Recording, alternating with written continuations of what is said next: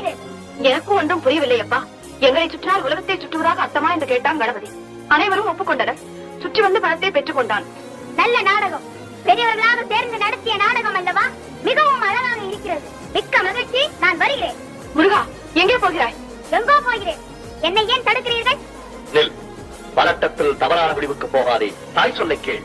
கேட்க மாட்டேன். தலைப்பிள்ளை தான் செல்ல பிள்ளை, இளைய பிள்ளை எடுப்பார் கைப்பிள்ளை என்று காண்பித்த உங்களுடன் இனி ஒரு கணமும் இருக்க மாட்டேன். எங்களை விட்டு எங்கே போகிறாய்? எனக்கென்று ஒரு உலகம், என் நாடு, என் மக்கள் என்று ஏற்படுத்திக் கொண்டு தனிமையில் இருக்க போகிறேன். முடிந்தால் என்னை எல்லாரும் அங்கு வந்து பாருங்கள்.